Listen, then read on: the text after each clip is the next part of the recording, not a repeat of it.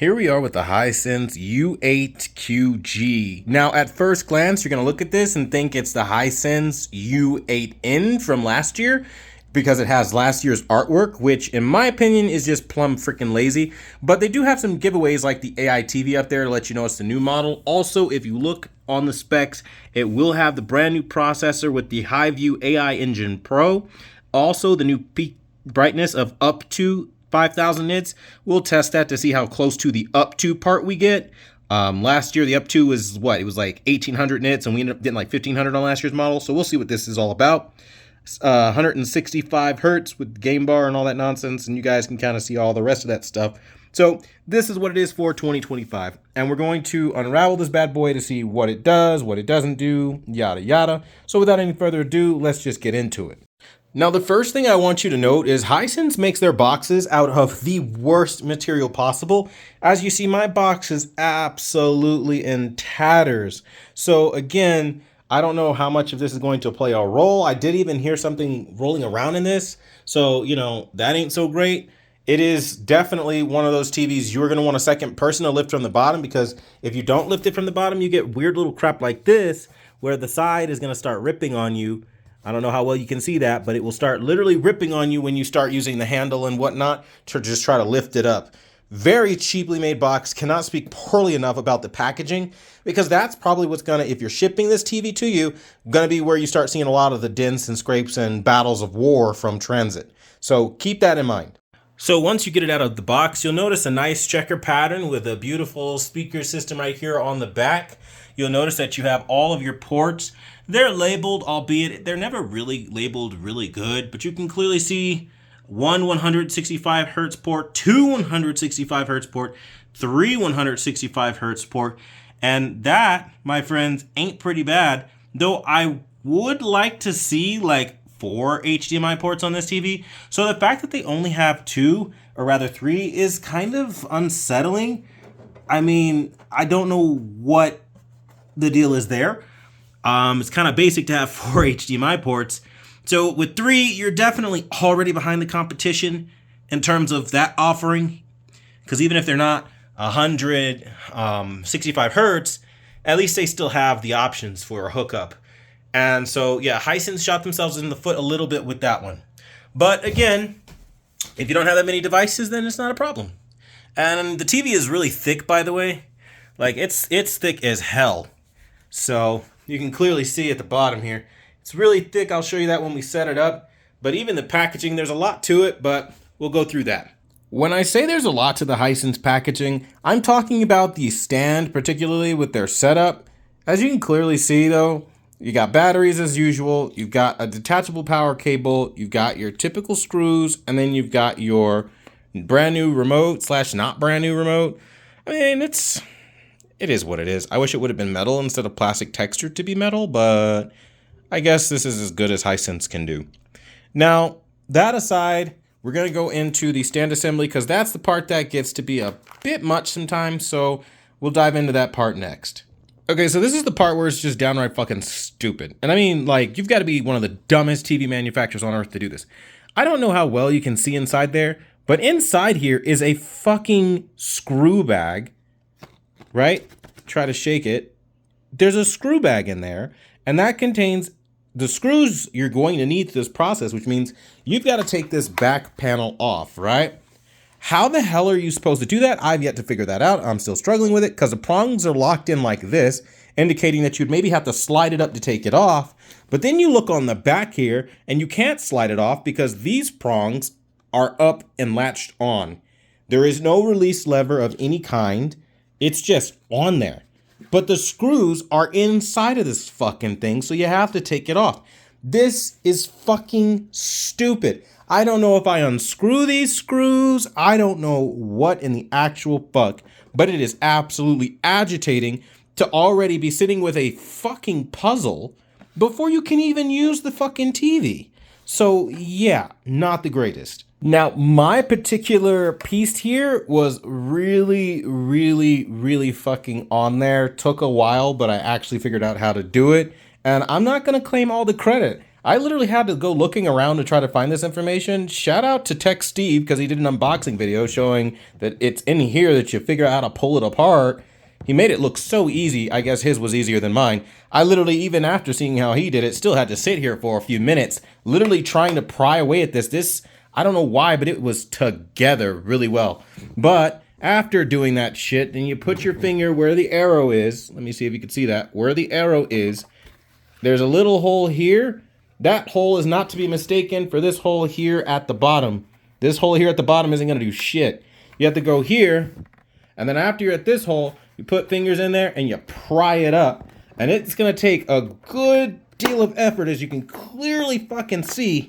It's still fucking on there. This fucking shit, man. Try to hold it so you can see a little bit better. I don't know. Fuck, I'm pulling on it and it's still not coming out, so I'm going to have to use 2 hands. Okay, now after using 2 hands to pry off this fucking beast of a piece, then here is where you're going to find an additional bag of screws. Here they are, taped to this thing here. Honest to goodness, I don't know why they would do it this way. I think this is so fucking stupid.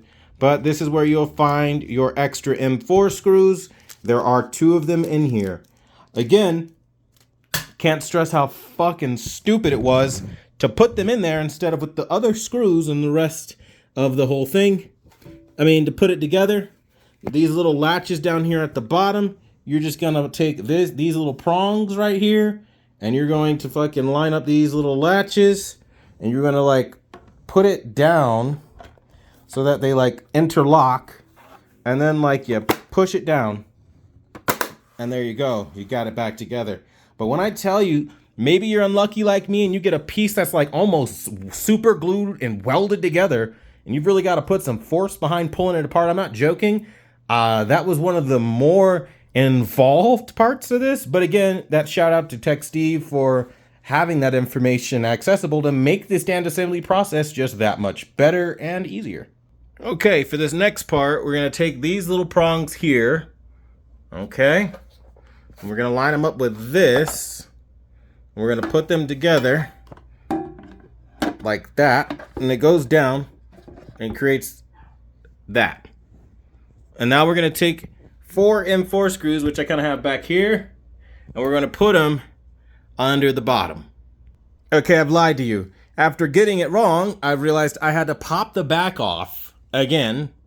And then down in here, you're going to see screw holes. And this is where you need to drop your screws so that the stand stays together. Like, come on. This is such a fucking process already. Now, in continuation with just dumb things that Hisense has done with this entire process, I would say putting this little ridge back here that blocks your screw that needs to go in is probably one of the dumber moves, because it's going to be very hard to fit a drill or even a screwdriver back there unless you got one small enough. Again, very, very stupid. Now, we can drill this one in. Okay, I already did the first one, so this whole thing doesn't fall forward, just so you can see how the process goes, right? All right, we're good. Don't want to strip the screw there. But you see, you're not going to fit a drill back there. Look at that. It's like freaking, there ain't no way. There ain't no way. So you're going to have something, you got to have something really small that's going to be able to fit back there. Now, fortunately, the Dollar Tree does exist, and I was able to get one of these like really tiny, very slim freaking screwdrivers that let you get really down in there. And this is what you're gonna have to do. So even if you bought a drill to make it easy, unless you've got a really skinny, long extension piece, good luck, because you're not getting the job done. So potentially, depending on your hardware, you may or may not need to go back to the store and get it done, at least for us drill users. But if you have a screwdriver, you should be good. But it's just stupid that it could have been easier than this, I feel like. But that's just a personal gripe. They made it a bit of a puzzle and a bit hard to pull off and put back together. But there you go. That's the process for at least that part. So now that we've got that done, don't think you can put the back on and make a mistake, because I can tell you, if you had to take it off to adhere this fucker, you're going to need this off until the very end of the process. And from what I see, it looks like we're going to have to drop these screws right here in the back, right here. And that's where our M4 screws are going to have to go. So I'm going to put it on that bad boy right there and show you what it looks like.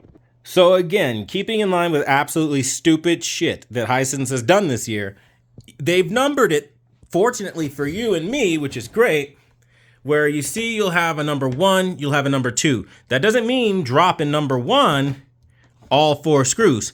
That means this is just the first number 1 slot. There's another one down here because what they did, as stupid as it looks, that's the connection that you need.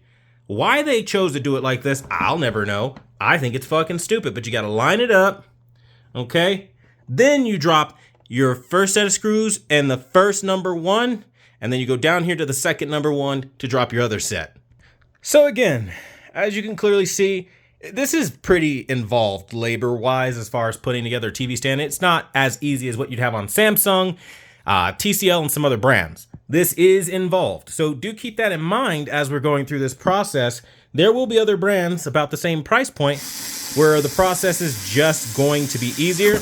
This year, Hisense made sure to make it just a little bit more challenging. Now, even though the grooves or the little slot here looks a little thin, you can get a little drill in there. As you clearly see I did. We got them all buttoned up now.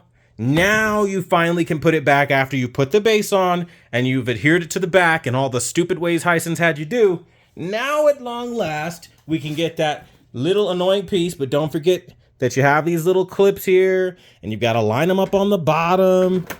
And then finally you can just snap it back on, but who really wants to be doing all that before they watch their TV or even use it? As you can clearly see, I've missed the freaking groove here. It's all messed up, so I got to redo it. But this is what I mean. Like, it's a freaking process, and this is a little bit more like Legos than I'd like it to be as far as putting together a TV. Most people like plug and play. Ain't plug and play about this shit. So keep that in mind.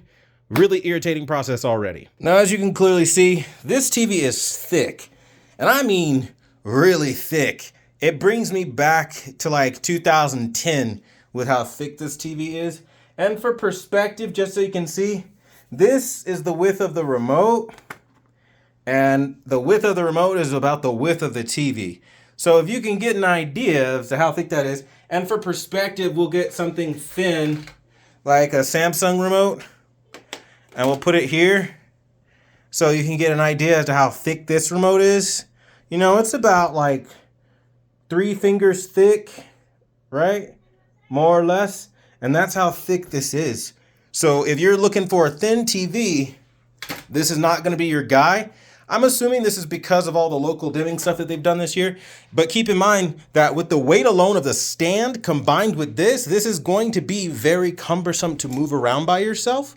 So even at a 55-inch size, it's advisable that you have somebody help you with this shit because this is heavy. Now, as far as the tilt and wiggle test, it actually feels pretty sturdy and everything, but it is a process.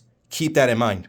Now, as far as anti-glare reflection, you can clearly see that this thing is like really visible. Like, it's a damn mirror, right? You can see pretty much everything, so don't expect anything else outside of that. But if you're like, again, stubborn like me and you want to put it up, there's the S90F right there. We will be comparing, again, to these two. But again, you can do that. But man, I tell you, I'm kind of out of breath. I'm not going to lie, because, you know, I'm even sweating and shit. It's ridiculous. Like, the effort you got to put into this, it's a lot. And then you've got all this, like, styrofoam that's, like, taped on there. And it's not a fun process. So, I mean, I know a lot of people think, oh, yeah, I just bought this new TV because, look, now all this tape is stuck. So now you got to go back in, and then you got to go and peel the tape down. They've made it inconvenient now when you buy TVs. I can't stress that. A lot of people think of this as like a very fun purchase, but it's tedious. It's very, very tedious is the only thing I could say. Now, the reason I'm peeling all this off is just so we can get an idea also of the anti-glare. But look at all this tape. It just snags and it catches, and you got to really rip that shit off. Again, this is not ideal for anybody. I don't know anybody who'd want to do this shit, but it is a part of the process. So you got to really go in. You got to really pull away at all of this. And I mean, it's on there, right? So we're going through, we're trying to fucking peeling fucking tape fucking sucks. If you've peeled tape before, you know what I mean. It fucking sucks. And then you got to be careful enough and not lose patience enough I even just now had to remind myself, don't yank too hard because I'll probably damage the panel. You know what I mean? Because it's just, you get so fucking frustrated. You're like, I don't want to be pulling away at some fucking tape because they couldn't make it easy. Okay? So do keep that in mind. All that shit over there. Okay, and there you go. That's the coating. It's a semi-gloss. It's not too terrible, but it's not like glossy either like this one. So that's more of a mirror than that, as you can clearly see. Right? I'll stand in front of it so you can see. This isn't as much of a mirror. So the S90F's coating is a lot better than what we have over here with Hisense, where this is indicative of what budget TVs are like, mirror-like finishes, more or less. So keep that in mind throughout this process. But, I mean, the overall aesthetic of the TV looks nice. I mean, we are rocking, I mean, I gotta take more fucking tape off. Oh my gosh. I mean, but once I get all this fucking tape off, it looks like they have some sort of metal around the TV. But I mean, you really got to sit there. Look at this shit. You've got to sit there peeling away. Again, this is a part of the unboxing process, so I show it to you and I mention it because it's tediously irritating to have to sit there. If you want to see the finish and the trim and all that, you've really got to sit there and look. The tape rips on you. Like, it's fucking annoying. And I don't know why they had to use tape like this. The cheap garbage tape that just frays and breaks away like this, and there you are, slaving away, trying to peel away at some shit, just to realize that there's a whole other layer of tape up here, and you've got to sit here. I'm not joking. Like, you got to sit here peeling and scraping and pulling, and I'm just sitting here like, dude, like, what the fuck is this process right now? Like, if I bought this TV thinking I was going to have fun, I'd be kind of bummed out because I got to do all this shit. Not going to lie. It's like, fuck, you really got to get in there, too. Look at this. Look at this. Fuck, it's stuck on there good, too. What they use, like 3M tape, the clear edition? Fuck. It's really on there. Like, really, really on there. Fucking A. Finally, we can start working it down. And I mean working it down, because shit, did they fucking, I don't know what kind of Gorilla Glue ass tape they used, but fucking hey, man. I mean, now we can finally start pulling on it. I hope this shit doesn't break on me, because then I'll be stuck doing this shit again. But again, this is the process, so I'm going to show you what it's like and how much it sucks Dragon Balls, because it definitely does. That's what the finish looks like at the top of the TV. It's a brushed metal, it's nice, but the thickness, I don't like the thickness, so the picture quality better be amazing, or you better believe they're getting ragged on for this bullshit, because the size of the, what is this, the U8QG, the size of the S90F. I mean, it's not even a competition as far as thickness. That's like fucking ridiculous right there, okay? So they better have the picture quality to match. And here we are with the picture quality. And may I just say, I've watched this loop a couple of times. I don't really have a single gripe or complaint, I'm not gonna lie. Now, I was looking at the thickness of the TV and I'm like, what the hell? So apparently the speakers are really sweet. I haven't tested that out yet. I mean, the volume's not even on yet. Now, when you plug in the TV, oddly enough, it literally just fires on and goes through its loop, and you don't even have to wait very long. It just snaps into demo mode, which I did think was a little weird because normally I have to put it in a store mode and then I can get to it. So it's weird that I just literally took it out of the box, plugged it in, and after a while, it just went into demo mode. Very, very weird. Maybe that's how most TVs work. I don't think I've ever actually tried it out, but here we are on demo mode, which saves me a lot of effort. And I gotta say, hot diggity damn. The TV looks phenomenal. They're showing some of their features off right now, like an AI chroma light sensor. They're showing off the QLED color. Guys, it's gorgeous. It's gorgeous. I'm not gonna lie, the black levels are fucking brilliant. The color volume is just striking. But now I will be 100% with you right now. I saw last year on the what is it, U8N, it had a beautiful demo, and then I got into real content and it looked like horse shit. It looked terrible. So what I'm gonna do in this unboxing video is show you this demo loop. I think there are like 2 of them. And after you see how phenomenal it truly is, because guys, it's fucking dope. I'm not gonna lie, it's fucking brilliant, right? But after I show you how brilliant it is, then we're gonna switch over to real content, and yeah, it's gonna look like shit. But we're gonna see if it has potential, which is something that will make this unboxing video very long, but I feel like I owe it to you guys to show you what it looks like out of the box. Just day one, you plug and play. What is it all about? Now, again, you see that they have their anti-reflection pro technology. We kind of saw that that was horseshit because you saw it was like a mirror earlier on in this. So even though that's one of the things that they're talking about, I didn't see that. Maybe some other people might see that, but I didn't. Now, this demo right here, spectacular. It is a grand spectacle for anybody that has some sore eyes, I tell you what, because this is pure eye candy. This right here, gorgeous. All the reds popping, the highlights. I mean, the detail looks pretty good. I noticed motion is a bit, not smeary, but a bit laggy. I will be testing that motion to see how it is when we stress test it. Could be the way it was filmed too, so we're not going to make judgments off of a demo piece. I can tell you that, like, it does look really good though, and I'm liking what I'm seeing. And I think as far as demo content, this TV is probably the one TV that has the most potential I've ever seen out of any Hisense TV ever, as far as potential. And I mean, some colors look a little weak, like right there, blue looks really weak. It doesn't look all that vivid. Yellows look pretty good, but again, we're not gonna know what this TV is capable of out of the box. We're going to have to put that extra step in. But it looks vibrant, just not as vibrant as I would have hoped it to look. But highlight, detail, and placement look like S rank, okay? Absolute S rank performance. And like this right here, it's just brilliant contrast. Like, you wouldn't really want an OLED comparatively when you look at what this is doing as far as the demo material. Now we're going to, again, get to more real world material so you can see. I mean, look at that light right there. Amazing. So once you get to the demo material, you'll see what it's all about and if it's something that's for you or maybe not for you. But even the black levels, I don't see any haloing, any blooming of any kind. I mean, there's a little glow, but there's a bright light source, so I'm not worried about that. But it's uniform as hell. There's no clouding. There's no edge leaking. There's nothing. It's premium as hell. So let's get some real content on the screen to see what this thing is actually all about. Okay, so out of the box, I'm not gonna lie, it's got some potential. And what makes me say that is just looking at the details of like color and everything. I mean, I don't really know how to process this. The color is always going to be washed, but contrast and performance are looking decent. I'll open up the settings so we can get an idea of what's going on under the hood just a little bit better. Okay? But so far so good, I'm not going to lie. So the first thing is we're in the energy saving mode. It obviously gets much brighter. You have theater day, that's now really green, where that was, I like the contrast on that a bit more.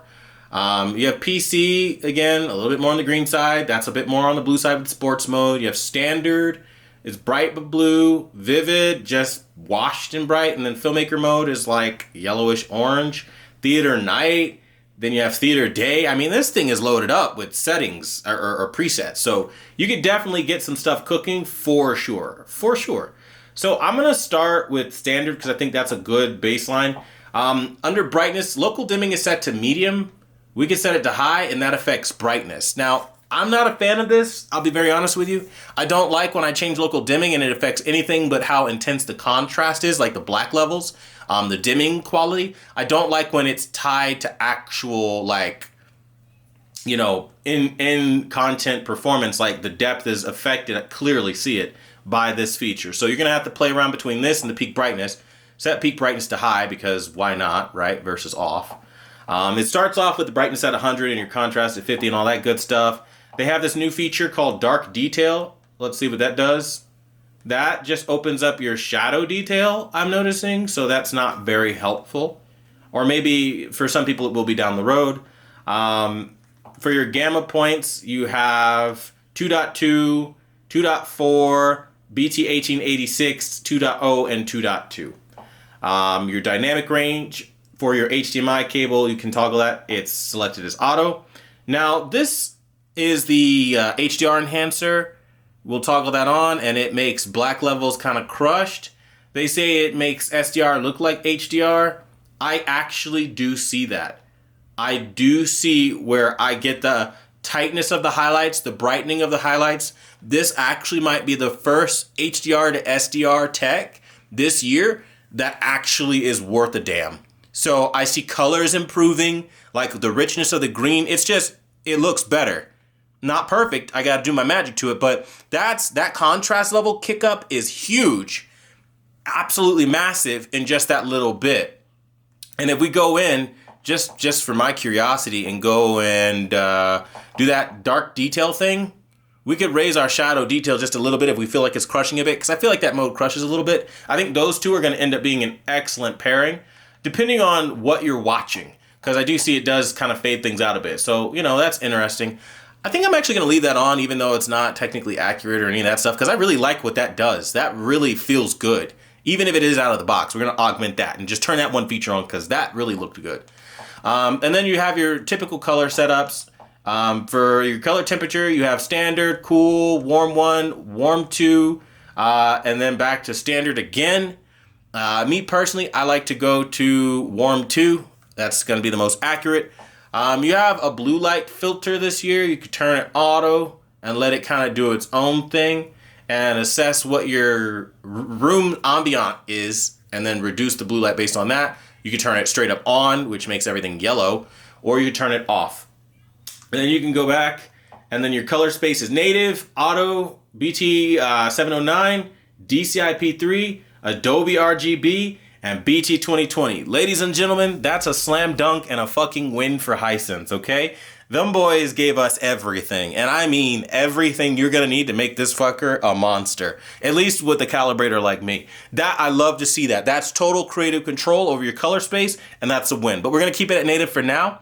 Let's see what the dynamic color enhancer does. Low doesn't do shit, really. I don't see anything happening when I go from off to low. So that might be good for people who just want a slight kick in color, because I see nothing happening. Medium, again, I see a little bit more happening when I go to medium. I see that red gets lifted up a bit, pinks get lifted up a bit, and becomes more vibrant for sure. And then high, I do see that there is now substantial saturation being added versus it being off. So it is substantial. I do see that. And I actually like the subtlety that Hisense chose to use this year for this feature. You know, on Samsung, on Sony, it just oversaturates and ruins the picture. Where here it actually looks viable. So that's actually really good. So that's pretty much that part of it. We have sharpness, we have smooth gradation or gradient for low, medium, high, and off. Noise reductions, of course, medium, high, off, low, same thing for MPEG. Motion enhancement, we have standard, we have smooth, we have off, and we have custom.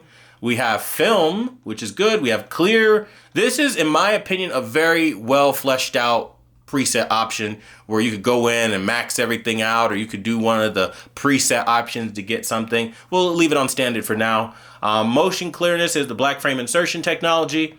There is no flicker, and a very slight, and I mean very slight, decrease in brightness. It's not bad. I actually really like the subtlety of that. When you go to medium, it's a bit more. I'm starting to notice a little bit of the pulsation. And on high, I don't notice anything. It's about the same as medium. And you have more substantial of a brightness loss. But that feature this year is also viable too. We have almost tons of calibration options this year. We have Color Tuner, which again, that's your color management system. Very, very wonderful. We have white balance. We have up to 20 points, so that's good.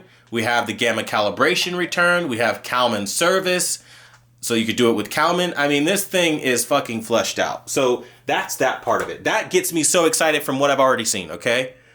And just looking at this TV right now at face value, I think this is honestly going to be one of the TVs to get.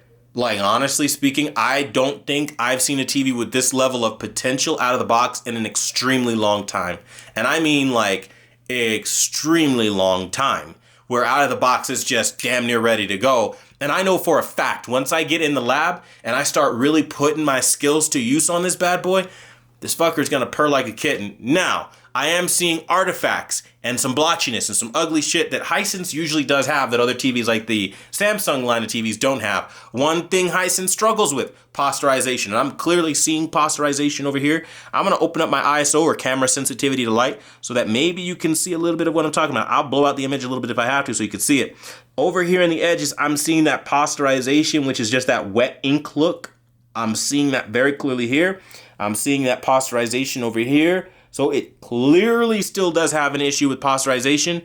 But again, lower down my ISO back to where it was.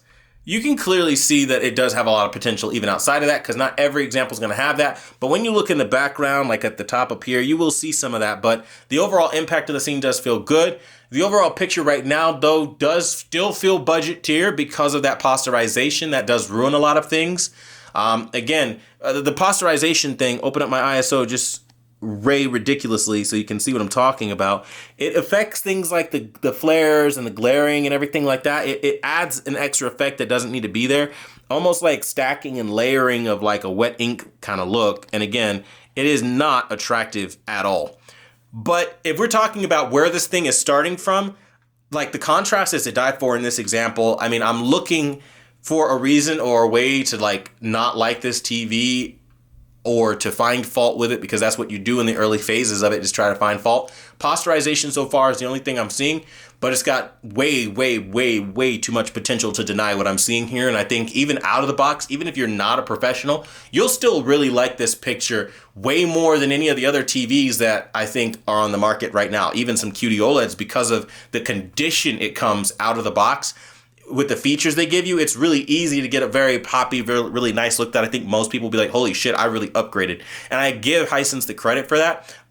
It is going to need work though, because I do see those inconsistencies. And again, if I open up my brightness, you clearly see the posterization and Nezuko's hair here. It's very clear. It's all fucked up. It looks terrible. That's what budget TVs do. And I don't really think that's going to be something I'm going to be able to get rid of. So that's where you're probably going to want to spend the extra money, I could tell you right now, just off of looking at this. But at face value, day one, out of the box, no settings, no calibration, no adjustments of any kind, just toggling on the HDR feature, I really do think that it does have tremendous potential, and I'm excited to really see how much further this can go. Make sure you subscribe for that journey and that process if you really want to see what this thing can actually do. And as always, I want to thank you guys so much for watching, the #1 brand in honesty. And until the next video, I'll see you guys later.